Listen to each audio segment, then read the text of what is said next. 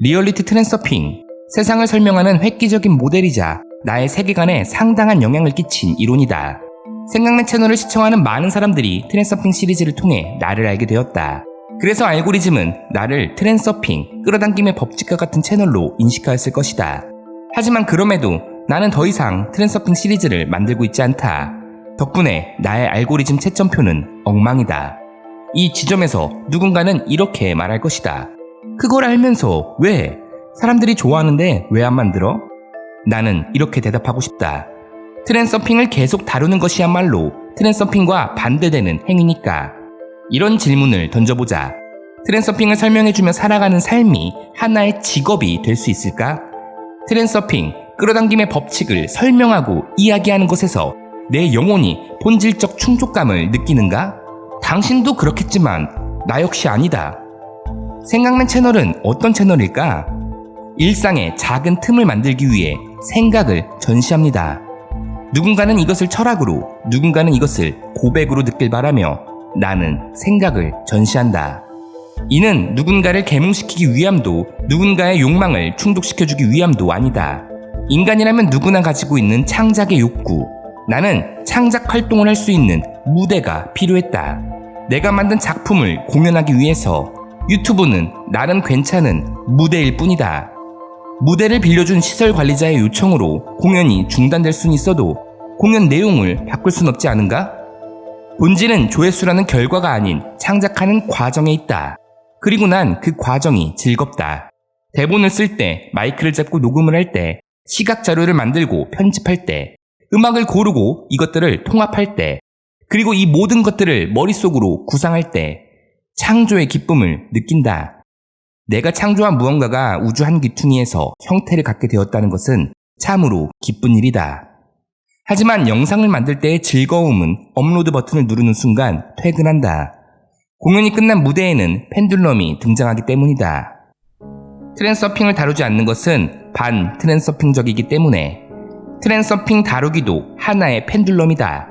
만약 이 펜듈럼이 내 영혼이 원하는 매력적인 펜듈럼이라면 그렇게 했을 것이다.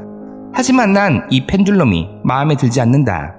내 영혼은 창작의 즐거움을 원하지 남의 욕망을 충족시켜주는 펜듈럼의 꼭두각시가 되길 원하지 않는다. 여기서 욕망이라는 표현이 불편할 수도 있다. 하지만 현실이 그렇다. 끌어당김의 법칙이나 트랜서핑처럼 세계를 비물질적 에너지 차원으로 설명하는 이론들이 대중성과 만나는 지점은 물질이며 이 둘을 달라붙게 만드는 것은 욕망이다. 풍요와 행복을 말하는 것이 아닌 부자가 되는 수백억을 벌게 해주는 마법의 주문으로 전락한다. 예수의 교리가 만인에 대한 사랑을 이야기했으나 대중성을 만난 종교가 정치의 도구, 신분제를 고착화시킨 장본인이 된 것과 같다. 트랜서핑은 돈을 벌게 해주는 도구가 아니다. 보다 더 근원적이고 근본적인 지점에 있는 추상적 행복을 구체적 행복으로 바꾸어주는 설명이다. 90%의 사람들, 특히나 한국인들은 배금주의에 절어있다. 물질 만능주의, 물질이 곧 행복이라고 생각하며 살아간다. 이 사고 체계를 도식화해보면 다음과 같다. 돈을 번다. 왜 버는가? 무엇을 사기 위해서. 그 무엇은 왜 사는가? 이걸 사면 기분이 좋으니까. 그렇다면 물질이 주는 효용감이 행복인가? 그런 것 같다. 그러면 물질을 한 번만 구매하면 영구적인 행복을 얻는가? 그건 아니다. 단지 사고 싶은 것을 계속 살 수 있기를 바란다. 그렇다면 지속적인 소비가 행복이라 말할 수 있는가? 그렇다. 모든 것을 다 살 수 있으면 행복하다. 행복은 근심과 걱정이 없는 완전한 즐거움이라는데 동의하는가? 그런 것 같다. 그러면 모든 것을 다 살 수 있는 부자들이 우울증을 앓거나 좋지 않은 선택을 하는 것은 어떻게 설명할 것인가? 그건 내가 아직 부자가 돼보지 않아서 모른다. 실제로 이런 식의 사고 흐름이 만연해 있다. 물론 물질적 풍요는 나쁜 것이 아니다. 오히려 바라는 것이 마땅하다. 하지만 좀 더 깊숙한 곳에서의 본질, 행복의 필요조건으로 볼 수는 없다. 풍요로워서 행복한 것이 아니라 행복한 상태에서 뒤돌아보니 풍요로워야 한다. 위와 같은 미묘한 인과관계 차이에서 본질의 오염이 발생한다. 트랜서핑, 끌어당김의 법칙이 오염되고 그 기능성을 잃어버린다. 트랜서핑을 쾌락과 향락의 도구, 욕망 실현의 도구로 사용하기로 결정한 순간 이미 중요성은 높아진다. 그리곤 균형력의 작용을 받아 책을 내던지고선 이렇게 이야기할 것이다. 에잇, 이딴 것들은 역시나. 이 지점이 내가 트랜서핑을 더 이상 다루지 않는 이유다. 욕망과 섞이는 순간 필연적으로 오염이 발생한다. 더 자극적으로, 더 유혹적으로 내용이 조각될 수밖에 없다. 사람들을 욕망이 가득한 가능태로 유도하는 그런 영상을 만들게 될 수밖에 없으며 나의 영혼은 이런 펜듈럼을 거부한다.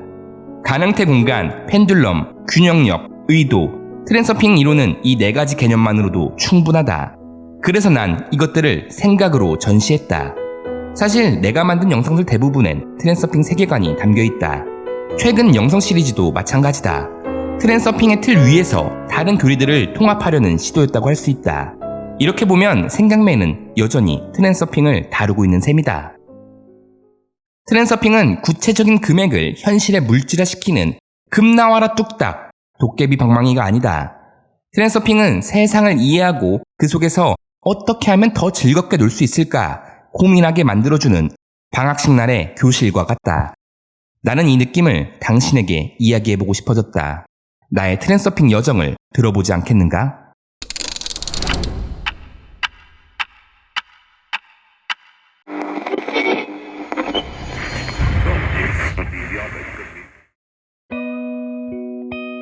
생각맨은 어떤 사람일까?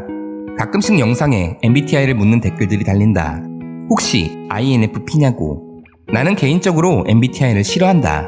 인간 개인을 16가지 유형으로 분류하는 행위가 개성을 뭉개뜨리는 행위로 느껴지기 때문이다.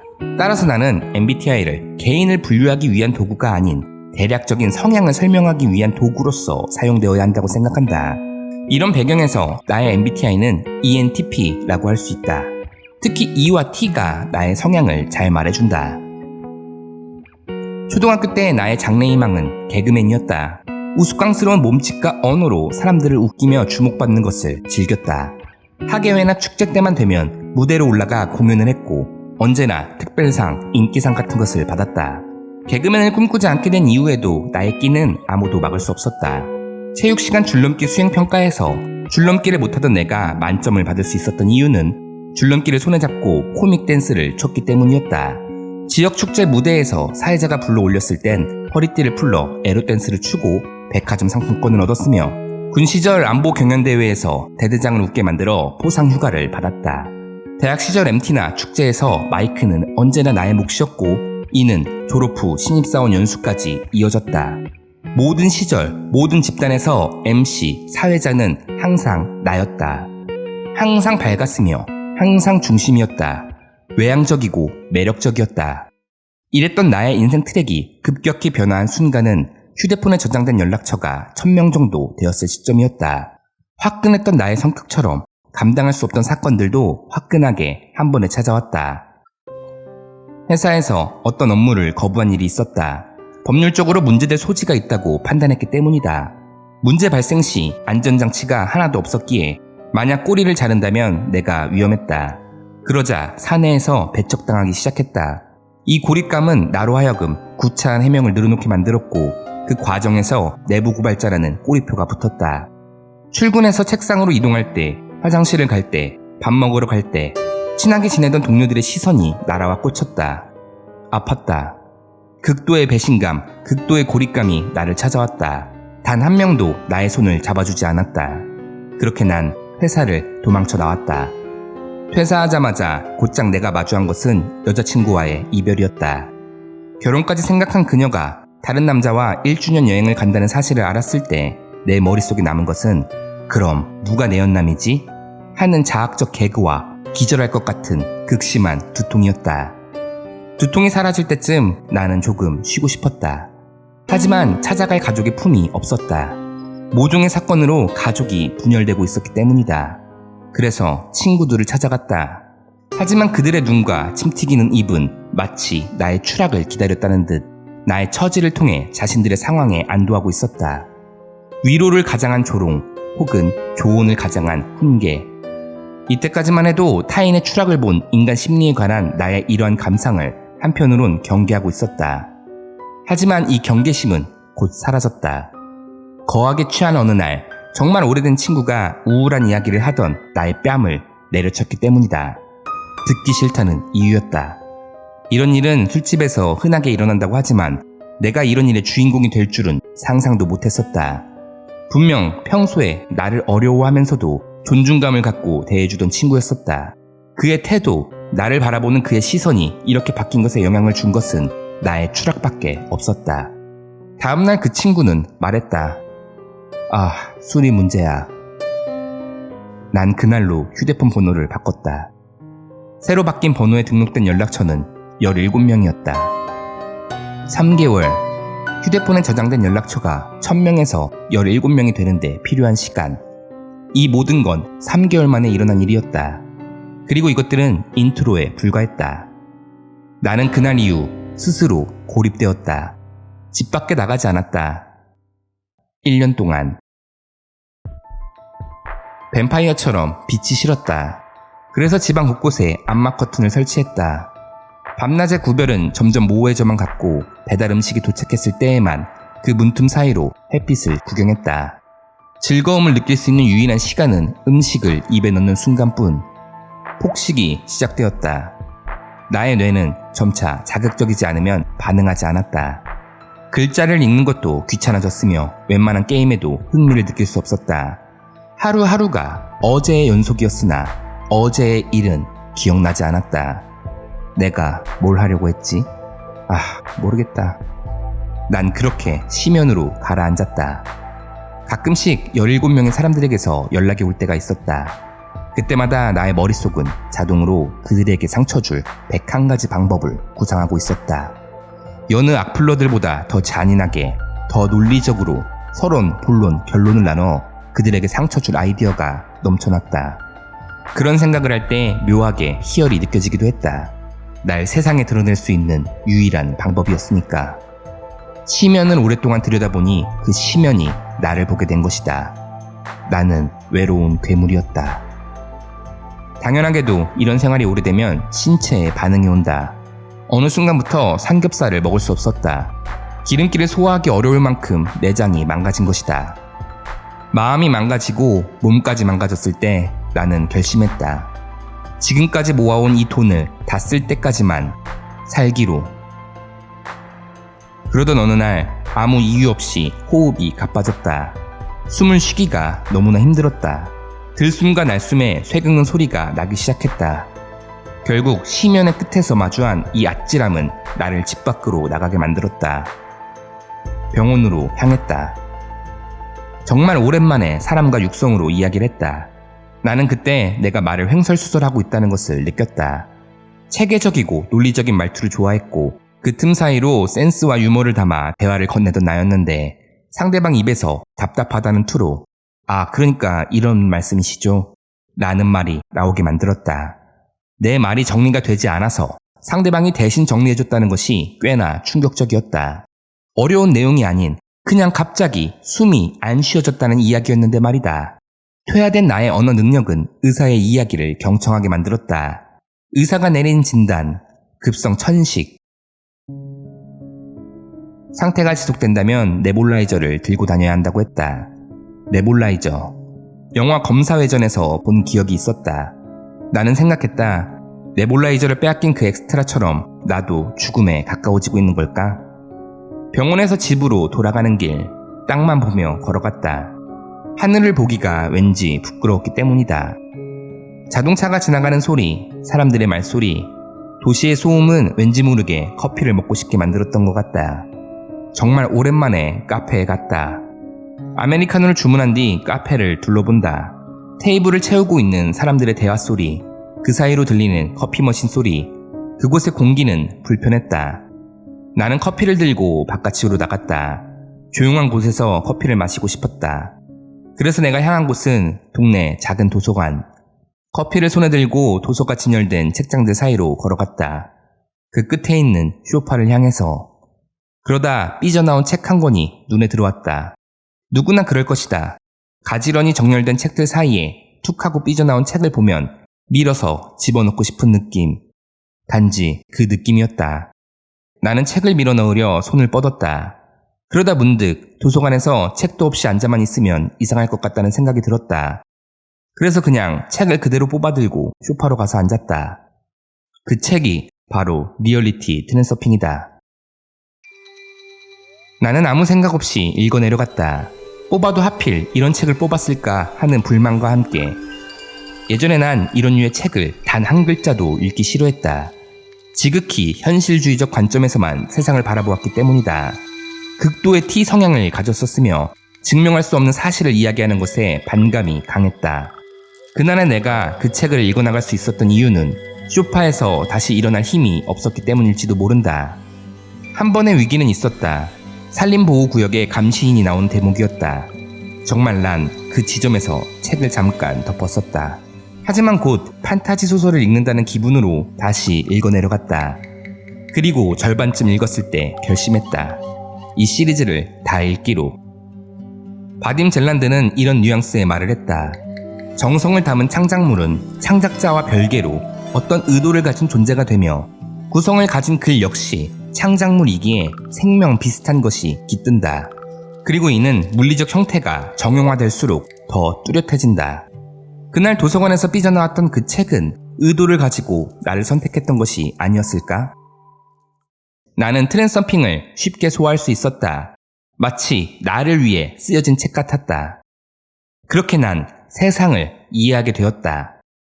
하루하루 어제를 살아가던 내가, 전 재산이 50만 원 남았던 시점의 내가, 들숨과 날숨에서 쇠 긁는 소리가 나던 내가, 끔찍한 계획을 아무렇지 않게 세우고 있던 내가 머물고 있는 이 가능태는 참 많이 굴러떨어진 곳이구나.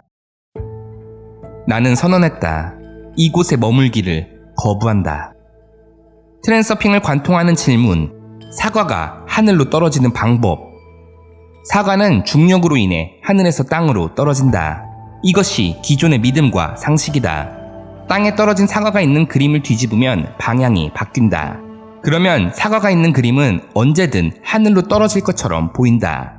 믿음과 상식을 뒤집는다는 은유적 표현. 기존의 상식을 뒤집어 전혀 다른 방식으로 세상을 바라보면서 순수했던 과거를 향해 앞으로 나아가는 여정. 난 여기서 조금 더 관점을 추가해 보았다. 과거를 향해 앞으로 가다 보면 사과가 하늘로 떨어지지 않을까? 땅에 떨어진 사과의 시간을 되돌리면 사과는 하늘로 올라간다.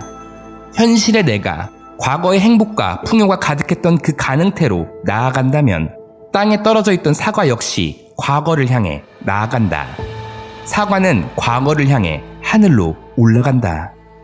나는 과거를 향해 앞으로 나아가기 시작했다. 과거의 나, 개그맨을 꿈꾸던 나, 밝고 매력적이었던 나, 그때의 가능태를 향해서 그 여정 속에서 나는 마주했다. 과거의 내가 범한 잘못들을. 나서길 좋아했던 나, 분위기 메이커이자 무리의 중심이었던 밝고 쾌활했던 나의 모습. 그 이면엔 세상에 대한 평가가 가득했다. 생각을 조심한다는 개념이 전혀 없었다. E였지만 T였기에 냉정하게 평가했고 그것이 멋진 줄 알았다. 무리에 끼지 못하는 사람들을 동정했고 말솜씨가 없는 사람들을 무시했다. 친절한 사람들을 얕보았고 거친 사람들을 혐오했다. 상대방의 근거를 무너뜨리고 그의 주장을 꺾어버리는 것을 정의라고 생각했으며 숨기고 있는 치부를 드러내 강제로 위로해주는 것을 우정이라고 생각했다. 연인에게 받기 위해 주는 것을 사랑이라고 생각했으며 가족에게 요구하는 것을 권리라고 생각했다. 그렇게 점점 균형력이 찌그러져 가던 나는 펜듈럼이 주는 에너지만을 먹으며 버텼던 것이었다. 펜듈럼의 꼭두각시가 되어 나도 모르게 타인을 흔들었다. 이 정도는 벌어야지 않냐? 아직도 그러고 있으면 어떡해. 정신 차려야지. 결국 펜듈럼은 쓸모없어진 나를 내다버렸고 잉여 포텐셜이 넘쳐나던 나는 심연으로 처박혔다. 내가 왜 심연에 도착했는지 알게 되었다. 과거를 향해 앞으로 간다는 건 과거를 하나씩 지나쳐가며 그때의 나를 다시 들여다보는 일이다. 그리고 그 과정을 통해 나를 이해하고 치유하는 것이다. 나는 목표의 슬라이드를 끼우고 앞으로 나아갔다. 그리고 그 과정 속에서 나의 생각이 습관적으로 과거의 패턴을 반복한다는 것을 눈치챌 수 있었다. 찰나의 순간 누군가를 평가하고 있는 내 모습을 발견하거나 잠시 한눈을 팔면 펜듈럼의 갈고리에 걸려 부정적 생각에 초점을 맞추고 있는 나를 발견한다. 그래서 습관적으로 물어보기 시작했다. 나는 깨어있는가? 생각을 통제한다는 것은 쉬운 일이 아니었다. 애쓰지 않으면서 자연스럽게 물 흐르듯 생각의 습관을 고쳐나갔다. 그러자 가능태 변환의 표지들이 시야에 나타나기 시작했다. 처음 보는 특이한 새가 창문 밖에 앉아있는 것을 보기도 했고, 철새 무리가 우리 집 위를 빙빙 도는 것을 보기도 했다. 가장 확실한 신호는 주변에 머무는 사람이 바뀌는 것이다. 나의 시나리오와 무대 장치가 변하는 것을 체감하기 시작한다. 처음 만나는 사람들과 교류가 시작되며 비슷한 상황이지만 분명 다른 사람과 함께 있고 나의 이미지가 굉장히 다른 모습으로 포지셔닝 된다. 그렇게 나의 가능태는 바뀌어갔다. 과거를 향해 앞으로. 조립은 해체의 역순. 나는 잃어버렸던 그것들을 순서대로 되찾았다. 건강, 직업, 가족, 친구를 되찾았다. 네볼라이저를 걱정하던 나의 건강은 10km는 손쉽게 달리게 되었다. 50만원 밖에 없던 내가, 이것을 다 쓸 때까지만 살려고 했던 내가 이사를 했고 차를 타고 가족과 친구를 만나러 다니게 되었다.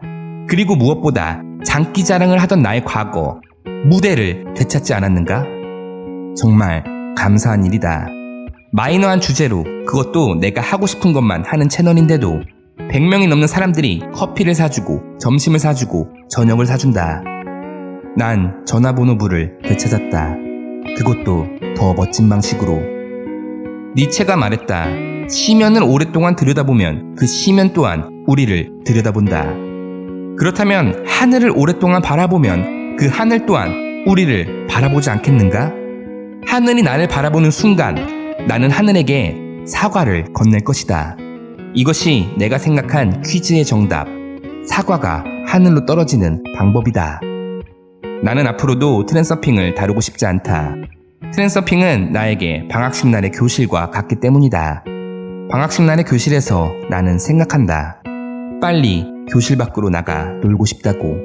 나는 방학식날의 교실에 남아있고 싶지 않다. 나는 당신에게 방학식날 교실 창밖에서 빨리 나와 놀자고 손짓하고 싶을 뿐이다.